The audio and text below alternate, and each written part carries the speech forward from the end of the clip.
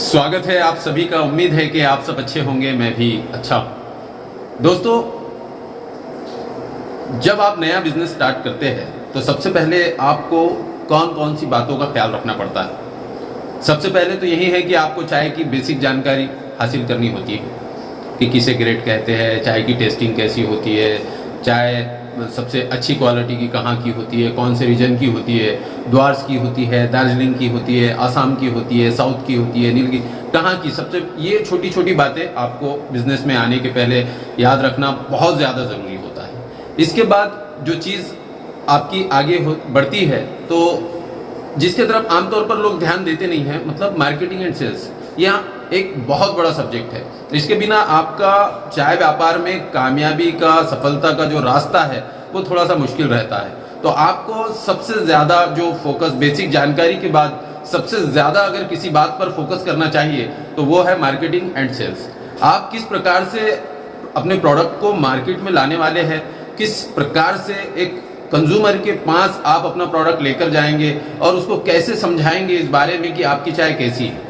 आप business start कैसे करेंगे। आप सबसे पहले अपने प्रोडक्ट को लॉन्च करेंगे, डायरेक्ट लॉन्च करेंगे या 2-3 महीने बाद लॉन्च करेंगे। मार्केटिंग आप कितने, अपना बिजनेस स्टार्ट करने के कितना पहले आप मार्केटिंग स्टार्ट करेंगे। तो यहाँ जो छोटी छोटी बातें हैं ये याद रखना बहुत ज़्यादा ज़रूरी होता है। अगर आप बिना सोचे समझे डायरेक्ट बाजार में उतर जाते हैं तो दिक्कत तो कोई नहीं है, लेकिन जो कंज्यूमर होता है, जो कस्टमर होता है, वो आपसे बिल्कुल अनजान होता है। अब जब आप उसके सामने अपना प्रोडक्ट ले जाकर रखते हैं तो वो बिल्कुल अचंभे में पड़ जाता है। उसे लगता है कि यार ये कौन आ गया।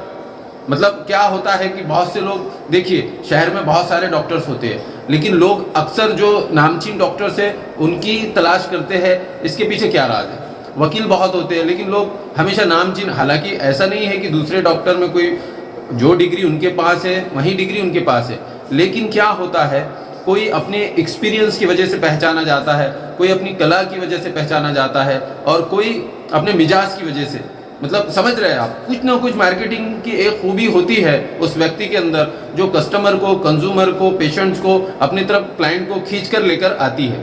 तो आपको सबसे पहले मार्केट में जब आप नए आएंगे, चाय व्यापार में आप स्टार्ट करेंगे, तो आपको कस्टमर को आकर्षित करने का प्लान पहले बनाना है।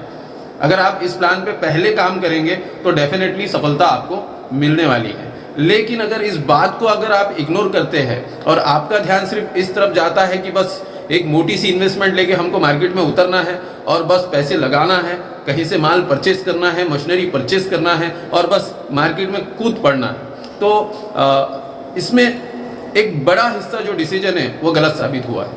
मैंने अक्सर कहा है कि बहुत सारे जो स्टार्टअप है वो बंद हो जाते हैं।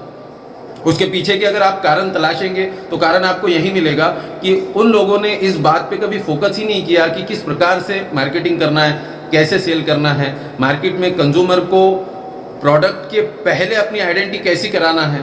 तो इस बात पे किसी ने ध्यान नहीं दिया। तो मैं आपको यही कहूँगा कि अगर आप चाय व्यापार में आ रहे हैं तो बहुत अच्छी बात है, स्वागत है आपका, लेकिन आपको कुछ बातें सीखना बहुत ज़रूरी है। मैंने बेसिक तौर पे तो आपको कह दिया कि आपको ग्रेड, चाय की टेस्टिंग वगैरह वगैरह ये, लेकिन ये भी एक बारीक भी नहीं है। इसको भी आप प्रैक्टिकल जब तक करके नहीं देखेंगे तो आपको पता नहीं चलेगा कि क्या करना है। समझ रहे बात को। तो आपको जो भी बेसिक चीज़ें हैं उनको लगातार कुछ दिन तक के प्रैक्टिकल करना ज़रूरी है। अगर आप बिजनेस डायरेक्ट स्टार्ट करते हैं तो आपकी इन्वेस्ट वहाँ पर लग जाएगी और फिर बिना जाने समझे फिर वो जो इन्वेस्ट है वो वक्त के साथ साथ कम होती रहेगी, उसका एवरेज माइनस लेवल में जाएगा। तो यहाँ दिक्कतें एक आम व्यक्ति, मुझे नहीं लगता कि वो बर्दाश्त कर पाएगा।